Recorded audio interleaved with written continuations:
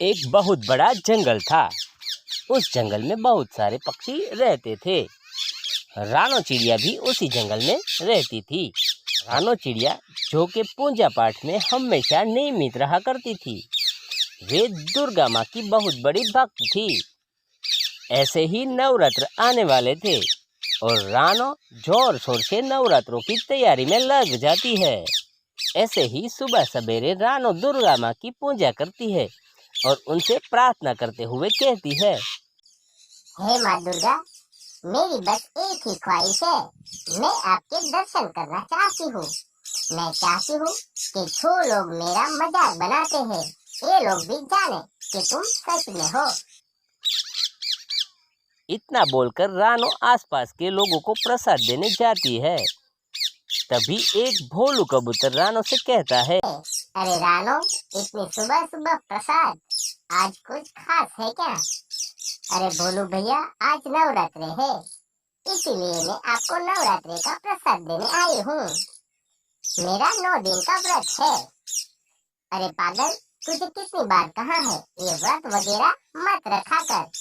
ये माता वाता कुछ नहीं होता, खा पी कर मस्त रहे।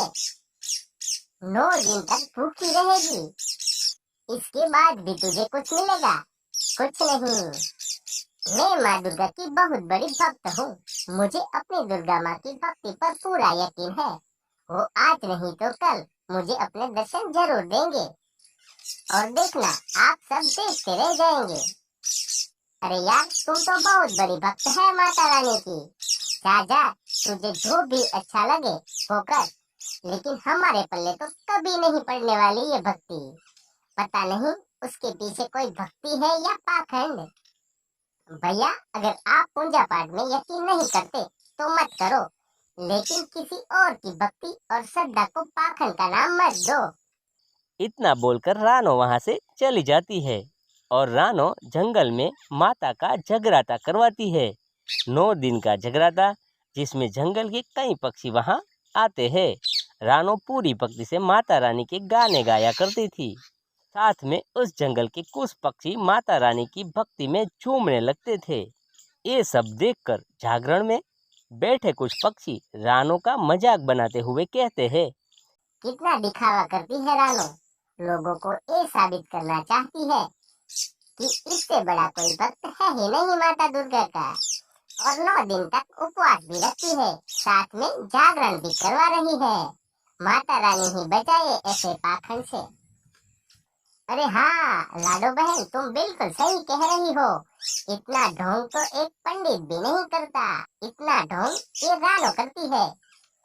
कभी कभी तो हंसी आती है इसके पाखंड देखकर। तभी ये सब रानो सुन लेती है। रानो को बहुत बुरा लगता है इन सब बातों का, लेकिन रानो कुछ नहीं कहती।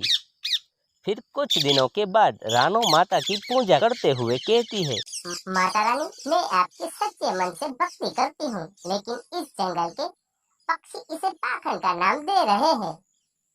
मैं अब क्या करूँ? मुझे आप पर पूरा यकीन है। नवरात्र का कल 9वां दिन है और रात्रि में सभी पक्षी जागरण में आएंगे और आपको मुझे दर्शन देने ही पड़ेंगे। अगर आपने दर्शन नहीं दिए तो मैं कभी आपकी पूजा और भक्ति नहीं करूंगी। रानो चिड़िया सुबह सुबह जंगल में फल लेने चली जाती है और देखती है तो जंगल में सारे पक्षी वहां पर जमा हो गए थे। लो आ गई रानो, माता रानी की सबसे बड़ी भक्त, ये सब ठीक कर देगी। ऐसा कहकर कालू कौवा हंसने लगता है। कालू भैया, क्या हुआ? यहाँ पर सभी पक्षियों की भीड़ क्यों है? रानो मैया, टोनी चिड़िया को सांप ने काट लिया है और उसे जहर शरीर में पहुंच गया है। अब टोनी चिड़िया सांप के जहर से नहीं बचेगी, वो मर जाएगी। देखो सभी पक्षियों, माता रानी पर विश्वास रखो, टोनी चिड़िया को कुछ नहीं होने देंगी। आज नवरात्रि का 9वां दिन है और शाम को माता रानी आएगी और हमें दर्शन देगी और तभी टोनी चिड़िया भी ठीक हो जाएगी। ये सुनकर सभी पक्षी हैरान हो जाते हैं और भोलू कबूतर बोलता है, अरे पक्षियों, इस पाखंडी के भरोसे मत रहना। ये कोई भक्त वक्त नहीं है, ये पाखंडी है। ऐसे ही अनाप शनाप बकवास करती रहती है। अरे भोलू, और हम सब करे भी तो क्या, हमारे जंगल में कोई वेद भी नहीं है जो टोनी चिड़िया का इलाज कर सके। अब तो बस सब भगवान के भरोसे पर है। देखो पक्षियों, आप माता रानी पर भरोसा रखो, सब ठीक हो जाएगा और टोनी चिड़िया का सारा जहर माता रानी दूर कर देगी। माता रानी पर विश्वास रखो। जंगल में शाम हो जाती है और सभी पक्षी माता रानी की चौकी पर आ जाते हैं और जागरण शुरू हो जाता है। रानो चिड़िया माता रानी के भजन गाने शुरू कर देती है और सभी पक्षी उसके भजन में लीन हो जाते हैं।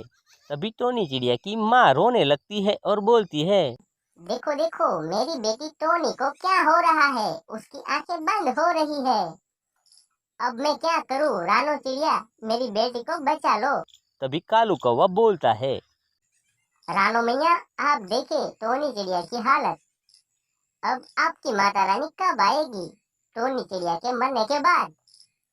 रानो, तुम ये सब ढोंग कर रही हो, छोड़ दो तुम्हारे ये सब ढोंग और सभी पक्षियों से माफी मांगो। तभी सभी पक्षी भी कालू कौवे की बात से सहमत होकर रानो को माफी मांगने के लिए बोलते हैं। हे माँ, अब बहुत हो गया, अब मैं इससे ज्यादा नहीं सह सकती। माता रानी, आप दर्शन दे, वरना मैं यहीं आपके त्रिशूल से अपनी जान दे दूंगी।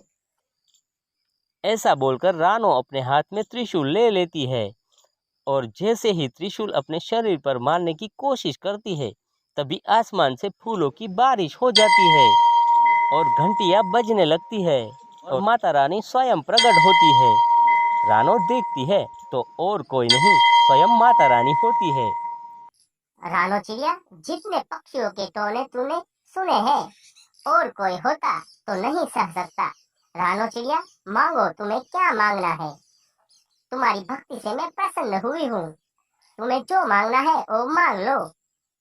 माता रानी, टोनी चिड़िया को सांप ने काट लिया है, उसे ठीक कर दे, मुझे और कुछ नहीं चाहिए। टोनी चिड़िया स्वस्थ हो जाती है। सुनो रानो चिड़िया, तुमने नवरात्रि में मेरी भक्ति की है और उपवास किया है, इससे मैं बहुत प्रसन्न हूँ। तुम और भी एक वरदान मांग सकती हो।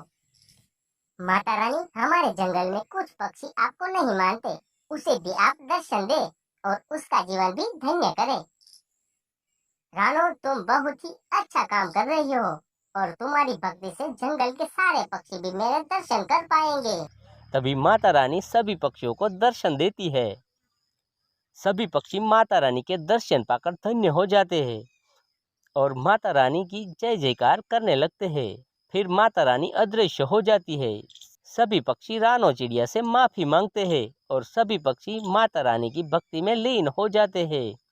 तो दोस्तों, आप सभी को नवरात्रि की हार्दिक शुभकामना के साथ ये कहानी आपको कैसी लगी वो हमें कमेंट में अवश्य बताना। आपको ये नवरात्रि की कहानी बहुत ही अच्छी लगी होंगी। तो ऐसी ही नई नई कहानियाँ देखने के लिए हमारे चैनल के नीचे जो सब्सक्राइब का बटन दिया गया है उसे दबाना ना भूलिएगा और इस वीडियो को लाइक कीजिएगा, शेयर कीजिएगा और सब्सक्राइब करना ना भूलिएगा, क्योंकि हमारी चैनल में ऐसे ही नए नए वीडियो आते रहते हैं। और बाजू में जो बेल आइकन है उसे भी दबा दीजिएगा, क्योंकि हमारे वीडियो आपको मिलते रहे। तो फिर मिलते हैं एक नई कहानी और एक नए वीडियो के साथ। तब तक के लिए take care, bye bye, thank you, I love you.